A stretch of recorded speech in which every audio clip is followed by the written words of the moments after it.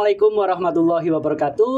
Selamat siang para pemirsa, kembali lagi ke LP2M Spotlight, podcast yang diadakan oleh Lembaga Penelitian dan Pengabdian kepada Masyarakat UIN Sunan Ampel, Surabaya.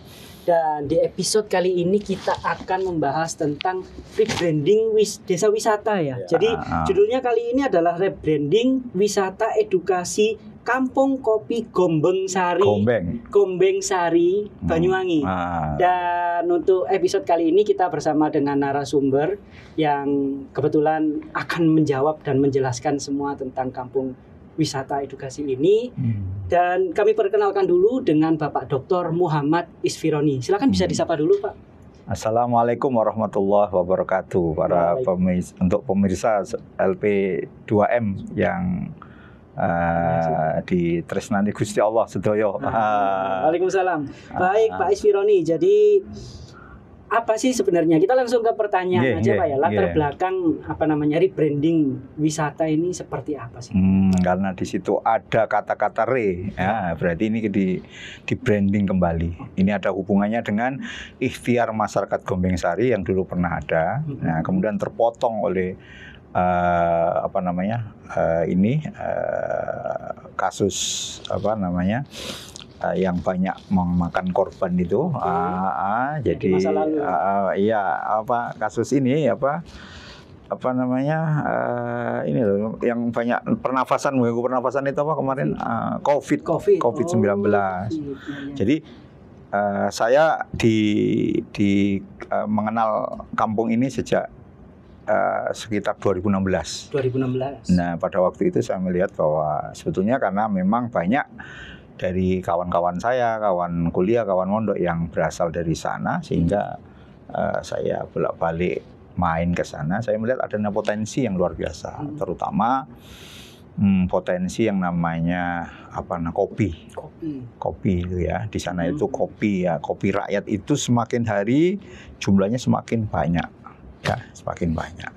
Tetapi pada waktu itu masyarakat masih belum memiliki kesadaran untuk mengelola itu secara lebih baik. Jadi mereka hanya mereka merawat, setelah ketika panen diserahkan kepada tengkulak. Yang pemuda-pemudanya setelah selesai dibereskan semua, diatur lagi kebunnya itu ya, dibersihkan, ditinggal kerja keluar ke Bali, kemana dan sebagainya. Nah, kita ajak ngobrol mereka tentang potensi-potensi itu. Ternyata banyak potensi di sana. Nah, selain kopi itu, ada kambing, ada sayur-sayuran, buah-buahan dan lain sebagainya. Nah, terutama kambing. Nah, kambing itu kan kemudian menghasilkan susu, namanya kambing etawa itu. Kambing etawa. Jadi kambing etawa. Dari sanalah kemudian mereka bersamaan dengan itu muncul booming tahun 2018 wisata di Banyuwangi. Wisata ketika bupatinya pada waktu itu Pak Anas namanya Abdullah Anas itu bersamaan dengan itu kemudian naiklah bersamaan dengan itu kemudian akhirnya tidak hanya mereka mengelola kopi itu saja, akhirnya kita ajak bicara, kita hubungan dengan pihak-pihak yang memiliki kapasitas terkait dengan itu, akhirnya mereka bisa mengelola mulai dari hulu sampai hilir. Kalau dulu mereka hanya merawat kebunnya saja, itu pun dalam tanda kutip asal ala kadarnya. Kemudian setelah itu diserahkan sepenuhnya kepada tengkulak sehingga harga pun mereka yang memainkan. Setelah itu mereka memiliki kesadaran, ternyata iso dikelola dewi. Nah, dikelola sendiri itulah mulai dari memelihara, mulai dari A sampai Z, bahkan di rumah-rumah di sana itu sudah berfungsi tidak hanya sebagai rumah pengolahan tetapi juga penyajian. Jadi mereka kayak jadi kafe begitu. Jadi kalau kepingin ngafe yang rasanya seperti di rumah ya di daerah sana. Nah, disitulah kemudian mas-masnya, mbak-mbaknya yang desainnya awalnya keluar kota, sekarang tertarik pulang mengelola sendiri karena sambil menunggu panen tadi itu dia sudah bisa mengelola hal-hal lain di sana. Kira-kira seperti itu. Kalau kaitannya dengan rebranding itu. Tapi ke belakang sesungguhnya memiliki nilai ada sejarah terkait dengan hubungannya dengan sejarah perkebunan di Banyuwangi. Bicara tentang rebranding ini, Pak. Sasaran utamanya itu sebenarnya siapa ketika melakukan rebranding? Dilakukan oleh yang kita rebranding itu kan mereka sebenarnya sudah memiliki branding sudah ya, mereka apa adanya tadi itu karena turun kemudian karena Covid tadi itu kita gimana ya bangkit kembali. Membangkitkan kembali ini, kemudian kita sekaligus setelah kita analisis karena kita ke sana dengan menggunakan metode PAR ya, akhirnya kita bisa menganalisis bahwa sesungguhnya ini bisa lebih bagus lagi apabila hal-hal berkaitan tentang kelembagaan, institusi, kemampuan sumber daya manusia, keterampilannya dan sebagainya itu dikembangkan. Akhirnya lah kita coba untuk melakukan itu pendekatan seperti itu. Kita ajak ngobrol mereka, jadi tidak sekali. Jadi mulai dari tidak hanya sekali dua kali. Jadi maaf ya, jadi kita itu tidak model-model proyek itu datang seolah-olah kita paling ngerti sendiri, tidak, tetapi kita datang ke sana untuk ngajak mikir, bukan mendikte, ngajak mikir, akhirnya tumbuh karena kita tidak saya kan diajak diskusi siapa saja waktu itu ya, anak-anak muda di sana ada, tentu kita cari juga, ketemu juga pada akhirnya tokoh pemuda di sana. Ada tokoh pemudanya yang punya pikiran progresif dan menjadi bisa menggugah pemuda-pemuda yang lain. Jadi prosesnya seperti itu, tidak sekali dua kali. Bahkan saya sering kali menginap di sana, ngobrol sampai malam, mulai orang-orang tua-tua, sehingga ya saya banyak menulis terkait dengan itu. Akhirnya tahu juga sejarahnya kayak apa. Nah, sehingga kita tahu sesungguhnya potensi yang sesungguhnya apa. Oh, ini kalau kemudian kita berikan asupan pengetahuan terkait dengan mengelola kopi dan hal-hal seperti susu dan lain sebagainya. Wah, ini mungkin akan lebih bagus lagi. Disitulah kemudian muncul lagi branding itu menjadi berhubung dengan sekarang ini trennya adalah ngomong wisata, wisata edukasi. Akhirnya di sana itu mereka merumuskan sendiri, kepengenlah. Pokoknya besok ya apa caranya di sana itu jadi pasarnya kopi, tempatnya lelang kopi. Oh, itu cita-citanya. Cita-citanya. Wah, terus kemudian juga belajar kopi juga di sana. Jadi untuk masa anak-anak petani kopi tidak ngerti kopi itu apa. Ya di sana juga ada madrasah yang kemudian anak-anaknya itu mengerti kopi itu apa. Ini suruh menjelaskan kopi. Iya, madrasah itu juga itu ada. Jadi kebetulan anak-anaknya pemuda-pemuda sana itu ya sekolah di situ, ya otomatis mereka memperkenalkan. Jadi di samping mereka belajar, mereka juga mengenal supaya mencintai. Kalau mereka yang menempati di situ gak mencintai, ya alamat ini, karena memiliki fungsi-fungsi yang tidak hanya soal menghasilkan kopi di sana, tetapi dengan adanya taman kopi, kemudian kelestarian ekologi di sana juga terjaga. Bahkan di desa itu, di kelurahan ya tepatnya, ini bukan desa, kelurahan. Itu ada namanya sumber mata air, namanya sumber gedor, yang dibangun sejak zaman Belanda itu yang menjadi andalannya PDAM Banyuwangi. Dan masih eksis. Iya, sampai eksis sampai sekarang. Bahkan masyarakat sana itu juga minum dari air artesis. Nah, itu kan nggak mungkin kalau kemudian kopi ini membantu kan. Di samping memang di atas itu banyak sekali tanaman pohon-pohon yang besar ya. Juga ada perkebunan yang saya sebutkan tadi, kebutuhan Kali Kelatak itu di sana. Nah, itulah kemudian jadi ketika masyarakat kita sadarkan itu, mereka tambah semangat.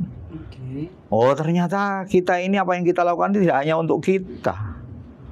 Nah, jadi kan ada rumusnya itu, Mas. Jadi ada Gimana punya itu? kalau sekian hektar maka akan menghasilkan oksigen sekian. Tak hitungkan itu bahwa Dan itu disampaikan. masyarakat ini dengan jumlah penduduk yang segini hanya membutuhkan oksigen yang dihasilkan sekian. Sisanya untuk orang Banyuwangi yang lainnya. Dan mereka merasa Mereka merasa bahwa kita punya kontribusi ya ternyata. Akhirnya pede. Bahkan mereka itu mandiri. Bahkan jalan rusak diperbaiki sendiri. Jadi ketika setelah diskusi dengan warga tadi, kemudian warga tersadar, apa yang kemudian dilakukan sama warga? Lah ya kita dampingi untuk merumuskan itu. Nah ingat loh ya, metode PAR itu kita tidak sama sekali. Wong kesana yang aktif ya. Yang aktif. Untuk apa kita? Wong kita ini orang kerjanya di kampus, kita tidak ngerti bagaimana caranya. Ya bahkan saya kan minta diajari oleh mereka bagaimana cara meras susu itu supaya tidak bau amis. Nah, itu ada tekniknya ternyata. Itu susu seperti apa bahayanya kalau susu itu sehari tidak dikeluarkan. Wah, itu ternyata setelah mereka mengelola itu, melihat pasarnya kurang, Mas. Jadi kurang. Berarti di kelurahan itu selain kopi, kemudian apa lagi? Kopi, ada susu ya, terus buah-buahan, terus kemudian ada kayak keripik membuat ini, terus banyak lah. Banyak ya. Banyak tanaman kayak petai, ini semua sayur-sayuran itu banyak sekali. Budayakan dengan. Iya, ya akhirnya mereka kan menjadi sesuatu yang jadi penghasilan harian mereka. Sudah jadi penghasilan harian. Iya, kalau kopi ini kan tahunan. Nah, tetapi karena mereka juga mengelola sendiri, akhirnya dari hulu sampai hilir mereka dapat hasilnya.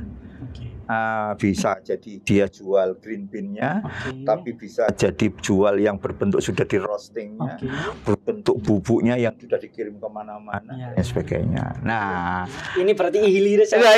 Semua pokoknya akhirnya mereka di setiap step ini ada value editnya ini mana. Jadi mereka kan ya untuk apa setahun dia bisa menggarap segala macam.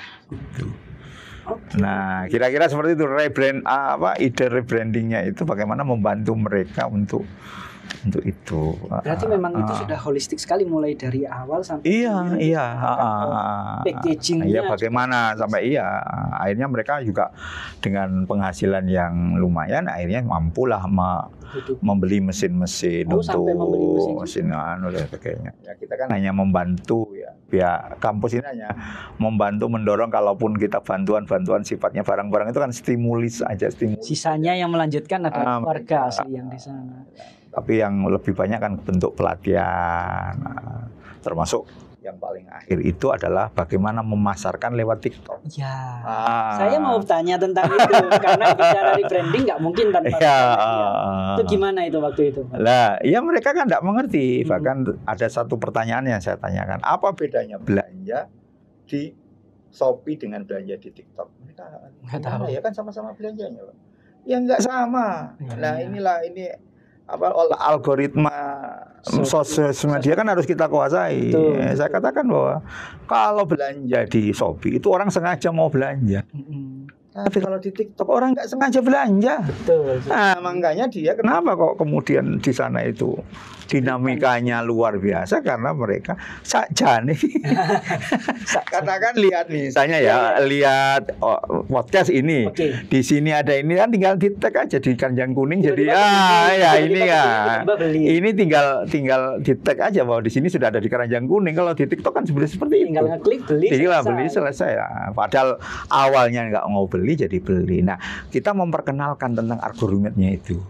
Akhirnya mereka tidak hanya sekedar jadi pengguna, tapi bagaimana kemudian jadi mereka tinggalnya di kampung ya, walaupun di situ tapi kan desa pasti. Produknya kemana-mana. Jadi ternyata setelah jadi perkenalkan itu malah ya produksinya ini menjadi tidak seimbang, malah kalah. Permintaannya jadi itu. Tapi bicara gini Pak, mohon maaf ya. Bicara tentang rebranding itu kan bukan sesuatu yang instan. Jadi kan ini bagaimana dinamikanya, apakah ada kendalanya atau bagaimana ketika bicara tentang merebranding, berarti kan membranding ulang gitu. Nah, ini gini ya, kan keberlanjutan itu kan penting. Oke. Orang itu kan tidak mungkin kepingin bahwa usahanya ini berhenti sampai di sini. Oke. Nah, mereka juga harus. Jadi yang kita harus memperkenalkan tentang perubahan-perubahan itu yang terjadi apa, tren-tren apa yang menguntungkan mereka itu. Termasuk salah satunya antara lain kita jangan ngomong pariwisata misalnya. Mengenalkan kopi ini sebetulnya mengenalkan apa sih? Mengenalkan budaya. Bukan kopinya. Berkebudayaan. Orang itu nggak ngerti kok gimana caranya nyangrai apa. Akhirnya apa? Mereka kaitannya dengan pariwisata, kemudian mereka siapkan pakaian adat sana. Jadi kalau ada tamu, kalau di Bali itu Mas dikasih sabuk. Kenapa kita nggak film melakukan? Jadi ketika tamu nanti ada paket-paket wisata itu. Paket wisata ini sampai itu. Nah, akhirnya mereka hanya untuk melihat, dan kemudian nanti mereka tentu dalam paket wisata tentu ada fasilitas makan siang. Makan siangnya sudah makan desaan itu seperti yang dimakan desa itu. Jadi akhirnya apa? Kampung itu tetap terjaga tanpa harus ini. Yang penting kita kasih edukasi tentang kebersihan, kan memang itu. Jadi kalau misalnya ada orang Eropa ke sana, itu kan masa kepingin gedung-gedung yang tapi yang penting kan higienis. Nah, bahkan saya kebetulan waktu di sana ada beberapa tamu dari luar negeri itu, dari Prancis pada waktu itu, mereka masih merasa enggak enak, nggak makan ini loh. Ketika dia tanya tentang kopi dari keluar luwak itu. Setelah saya jelaskan bahwa ini keluar dari itu, mereka merasa bahwa masih dianggap ini. Dan sebagainya itu. Padahal itu beda. Jadi nanti kopi luwak yang di sana itu kopi luwak yang liar. Jadi perilakunya luwak itu ternyata luar biasa. Nggak sama dengan kopi luwak yang dirawat itu di kandang itu. Mereka para petani itu menemukan kopinya itu ada di kebun-kebun itu, dan mereka ketika mengeluarkan biji ini mesti di tempat yang bersih, di atas batu, di atas ini. Jadi dan tidak bercampur dengan misalnya tinjanya, tidak air kencingnya, maka nggak pesing itu anunya. Higienisnya tetap. Higienisnya. Yang jelas bahwa itu pasti kopi yang sudah sangat matang. Kenapa lebih enak? Karena memang matang. Benar-benar matang. Nah itu tadi. Nah ini bedanya lagi setelah mereka mengelola sendiri, akhirnya apa? Panen itu tidak cuma sekali. Karena apa? Setiap panen dia hanya ngambil yang matang saja. Kalau diserahkan ke tengkulak kan semuanya dipanen. Campur gitu. Akhirnya ada sekian kali panen. Merah baru dipanen. Akhirnya kualitas menjadi terjaga. Harga menjadi meningkat. Jadi setiap tahapan itu ada added value yang menghasilkan. Dan kemudian akhirnya mereka bersemangat. Itulah brandingnya. Di branding lah kemudian dengan kampung kopi Lerek Gombeng Sari. Judulnya Kopi Lego. Kata Lego sendiri kan orang kan cenderung positif ya. Semarang ngombe lego ya. Legonya apa yang penting? Pokoknya lego, padahal itu kan akronim saja. Ya kayak gitu-gitu itu anunya. Kalau bicara hasil Pak, ketika tadi sudah dijelaskan tentang tahapan-tahapannya apa yang dilakukan, pastikan yang mendapatkan hasil ini kan banyak.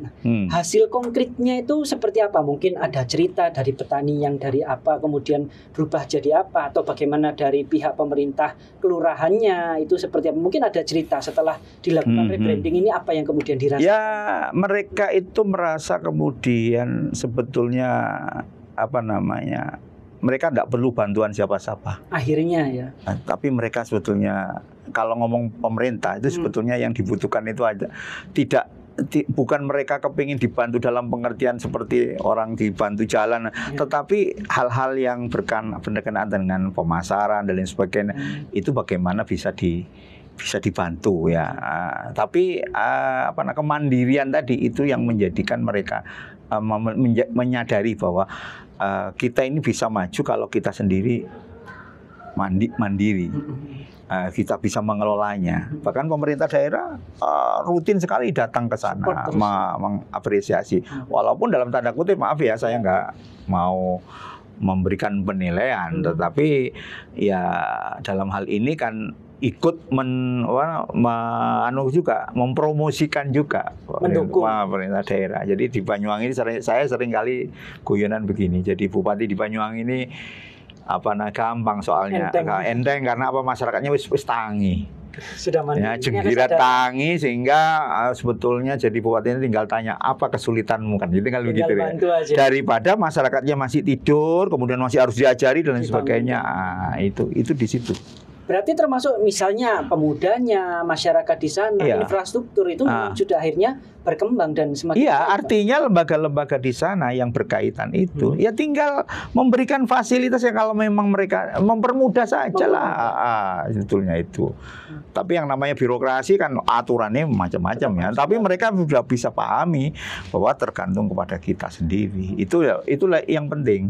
Akhirnya karena mereka bergerak dari kopi dan kemudian kambing, akhirnya muncul ide-ide yang lain. Oh, yang itu bisa juga ya kayak misalnya hasil pertaniannya, hasil perkebunannya. Kayak di sana itu durian juga ada, petai itu juga. Ini bahkan dulu pernah porang itu pernah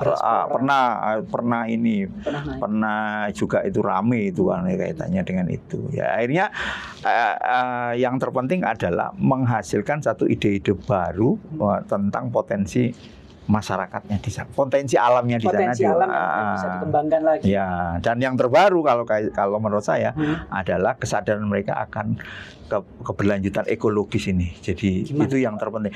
Artinya bahwa kualitas hidup mereka akan tergantung kepada aktivitas mereka. Ini kalau perkebunan ini rusak, kualitas hidup kita akan rusak secara ekologis. Betul. Karena air bagus, udara bagus, lah ya akhirnya kita motivasi juga bahwa otak ini hanya bisa cerdas apabila ada asupan oksigen yang masuk. Oksigen yang masuk ke otak ini apabila disalurkan oleh air yang berkualitas kan begitu. Betul. Oleh oksigen berkualitas. Seharusnya anak sini lebih pintar daripada anak kota, saya bilang gitu. Berarti salah satu rencana keberlanjutan yang dilaksanakan setelah rebranding ini tapi memang ya menyadarkan. Iya. Nah, jadi mereka jadi pede, rasa percaya diri mengelola apa-apa. Jadi bukan karena di desa kemudian mereka jadi minder gitu, inferior, ya tidak. Jadi memang proyek yang tidak hanya selesai sekarang. Tidak hanya selesai terus. Bahkan sekarang nanti kita sedang merencanakan untuk pengabdian yang kelanjutannya adalah memperbaiki dari segi institusional. Misalnya? Ya kayak koperasi itu kan belum Jadi mendirikan koperasi itu tidak mudah kan? Ya betul. Nah ini edukasinya yang harus. Dan itu memang butuh. Makanya nggak bisa model-model proyekan itu, hit and run itu nggak bisa. Harus. Jadi terus mereka pikiran mereka apa? Ya kita variasi dengan kegiatan KKN, disinergikan. Nah, jadi kita dapat untung, mahasiswa kita dapat belajar. Mereka juga ternyata dialog dengan mahasiswa kadang-kadang juga lebih menghasilkan ide-ide baru yang ini anak-anak sekarang kan canggih-canggih kan ya, anunya itu ada saja kan gitu. Kita nggak bisa kemudian kita merasa lebih ini, intinya gitu. Jadi akhirnya mereka apresiatif. Jadi sangat welcome ketika makanya tanya-tanya ini KKN depan apa ada lagi Pak? Aduh ini sampai minta lagi. Ya yang terakhir itu madu Mas, produksi madu itu di branding sedemikian rupa sehingga luar biasa. Jadi madunya kualitasnya bagus karena di hutan, di PA nanti itu kan problem-problemnya itu. Nah, jadi bagaimana setelah kita bisa mem-package terus kemudian masalah permasalahan. Permasalahan kita sekarang hari ini zamannya TikTok. Mereka kita ajari TikTok. Kita datangkan dosen yang ahli di sini dari FEBI itu untuk ngajari mereka bagaimana memahami TikTok itu. Nah, kalau saya kan tidak paham dalam pengertian sedetail itu ya, tetapi cara berpikirnya itu sudah ada. Nah, itu kan yang harus kita bantu lah, kita dampingi. Nah, baik Pak Isfironi, jadi berkaca dari pengalaman Pak Isfironi ketika menghandle wisata edukasi ini, apa kemudian rekomendasi yang bisa Pak Isfironi sampaikan ke masyarakat mungkin terkait bagaimana mengembangkan suatu wilayah itu bagaimana? Jadi pemahaman mereka akan potensi itu yang harus diperkuat. Kita seringkali tidak bangga pada diri kita apa sendiri, barang yang terlalu terdekat itu biasanya nggak kelihatan. Dianggap remeh, kan? Dianggap remeh. Oh tiba, kan kalau sudah mereka muncul, nggak ruwoh ya bahasa Banyuwanginya, keng weruwo apa nggak tahu ternyata. Kalau sudah muncul kayak begitu itu berarti mereka memiliki kesadaran itu. Akhirnya apa? Ada rasa cinta, ada ikatan ini. Karena kehidupan ini sebetulnya kan refleksi dari relasi antara manusia dan alam. Nah, responnya kayak apa? Nah, seringkali kita ini abai dengan alam yang sudah memberikan banyak hal pada diri kita, tapi kita abaikan. Akhirnya apa? Alamnya ini yang ngamuk lah. Merespon seperti itu. Oke, baik. Mungkin ini terakhir Pak ya. Closing statement dari Pak Isfironi untuk pemirsa LP2M Spotlight. Apa yang ingin disampaikan kira-kira Pak? Terkait dengan pengembangan desa. Pengabdian masyarakat ini harus berbasis kepada kata mengabdi itu sendiri. Jadi seringkali kita hanya menggunakan kata mengabdi untuk melakukan kegiatan-kegiatan yang sebetulnya tidak ada unsur pengabdian. Unsur pengabdian itu ya sesuatu itu kita saling belajar sesungguhnya. Nah, karena saling belajar ya jangan sok pinter. Nah, terus bersama orang kalau sudah tidak sok pinter, mesti ada ketulusan. Dari ketulusan itu harus dua arah. Sini tok yang tulus, sana ndak ya. Nomor bertepuk sebelah tangan. Nah, ini kalau ini pengabdian ini harus dimaknai seperti itu. Insya Allah perguruan tinggi ini seharusnya mendapatkan respon yang luar biasa. Nah, karena bagi masyarakat, ya buktinya laporan KKN kemarin itu kita dapat respon yang luar biasa dari masyarakat sana. Jadi bahkan mengatakan, nah ini baru KKN, nggak ada yang kayak gini. Nah, ini menurut hasil evaluasinya seperti itu. Jadi intinya kadang-kadang kita senang menggunakan kata-kata yang indah-indah, tetapi tidak faktual, tidak mempraktekkan kata-kata itu. Pengabdian tapi kok nggak ngabdi. Mengabdi itu ya basisnya ya ketulusan. Bagaimana kita bisa mengabdi tanpa ketulusan tadi itu? Dan ketulusan itu apa? Bukan one way. Orang meminta kita tulus, kita minta orang tulus, kita sendiri nggak tulus, bagaimana nggak ketemu harus itu? Tidak nyekrup. Lah kalau sudah ini masyarakat dengan ini akhirnya kita tidak lagi berada di menara gading, seolah-olah kita hanya bisa ngomong teori, tapi teori itu kan awalnya kan dari praktek teori. Memang tugasnya dosen, tugasnya perguruan tinggi adalah mengkonstruksi itu menjadi sebuah rumusan-rumusan teoritik yang pada akhirnya digunakan untuk pengembangan. Akhirnya pengembangan tadi bertanggung jawab, tidak sekedar karena ambisi pribadi yang sifatnya ini tadi, tapi ada pertanggungjawaban akademiknya. Ini loh secara akademik. Nah, disitulah kenapa di perguruan tinggi pengabdian masyarakat kemudian dilaporkan, ditulis di jurnal itu bukan apa? Pertanggungjawaban akademik, bagian dari ketulisan tadi itu. Baik, terima kasih Pak Isfironi atas edukasi dan insight yang luar biasa. Semoga teman-teman mahasiswa, pemirsa LP2M dan masyarakat umum bisa mengambil manfaat dari podcast yang sudah kita lakukan hari ini. Dan sekali lagi saya Rizky Abrian mengucapkan terima kasih. Mohon maaf bila ada salah kata.